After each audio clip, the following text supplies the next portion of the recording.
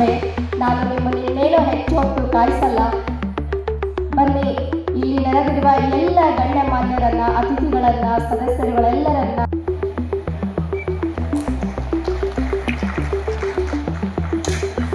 ಗೀತ, ನೃತ್ಯ, fancy dress, magic show, ನಗೆ ಚಪಾತಿ ಹೀಗೆ ಹಲವಾರು ವಿಭಿನ್ನ ಮತ್ತು ಸುಂದರವಾದ ಮನೋರಂಜನಾ ಕಾರ್ಯಕ್ರಮಗಳು ಮೂಡಿಬರಲಿವೆ. ಎಲ್ಲರೂ ನಕ್ಕು ನಲಿಯಲು, ಆನಂದಿಸಲು ಕಾತರರಾಗಿ. ಎಲ್ರಿಗೂ ನಮಸ್ಕಾರಗಳು. ಶ್ರೀ ಕಾಳಿಕಾದೇವಿ ವಿಶ್ವಕರ್ಮ ಮಹಿಳಾ ಮಂಡಳಿ ವತಿಯಿಂದ ಇಂದು ನಾವು ರವೀಂದ್ರ ಕಲಾಕ್ಷೇತ್ರದಲ್ಲಿ ಮಹಿಳಾ ದಿನಾಚರಣೆ ಮತ್ತು ಅಂತಾರಾಷ್ಟ್ರೀಯ ಮಹಿಳಾ ದಿನಾಚರಣೆ ಮತ್ತು 5ನೇ ವರ್ಷದ ವಾರ್ಷಿಕೋತ್ಸವವನ್ನು ಇವತ್ತು ನಾವು ಹಮ್ಮಿಕೊಂಡಿದ್ದೀವಿ.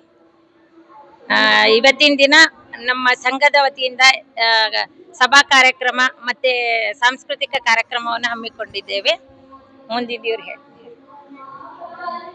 ನಮ್ಮ ಶ್ರೀ ಕಾಳಿಕಾದೇವಿ ವಿಶ್ವಕರ್ಮ ಮಹಿಳಾ ಮಂಡಳಿ 40 ವರ್ಷಗಳ ಇತಿಹಾಸವನ್ನು ಹೊಂದಿದೆ. ಇವತ್ತು ನಾವು ಗೌರ್ಮೆಂಟ್ ರೂಲ್ಸ್ ಪ್ರಕಾರ ರಿಜಿಸ್ಟ್ರೇಷನ್ ಆದಮೇಲೆ ಇದು 5ನೇ ವರ್ಷ ನಾವು ಇವತ್ತು ಆಚರಿಸ್ತಾ ಇದ್ದೀವಿ. ತುಂಬ ಸಂಭ್ರಮ ಇದೆ.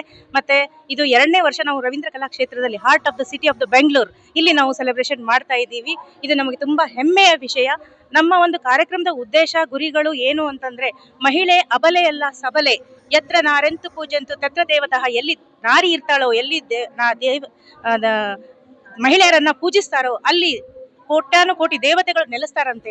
ಆ ಒಂದು ಉದ್ದೇಶದಿಂದ ನಾರಿಯರಿಗೆ ಸರಿಯಾದ ಸಮಾನತೆ ಸಿಗಲಿ ಅನ್ನೋ ಒಂದು ಕಾರಣಕ್ಕೆ, ಹಾಗೂ ಯಾರು ಅಬಲೆಯಲ್ಲ ಸಬಲೆ ಅಂತ ಅವ್ರನ್ನ ಬೆಳೆಸೋ ಒಂದು ಕಾರಣದಿಂದ ಈ ಒಂದು ಸಂಘ ರೂಪುಗೊಂಡಿದೆ ಅಂತ ಹೇಳಕ್ಕೆ ತುಂಬಾ ಹೆಮ್ಮೆ ಆಗುತ್ತೆ, ಸಂತೋಷ ಆಗುತ್ತೆ.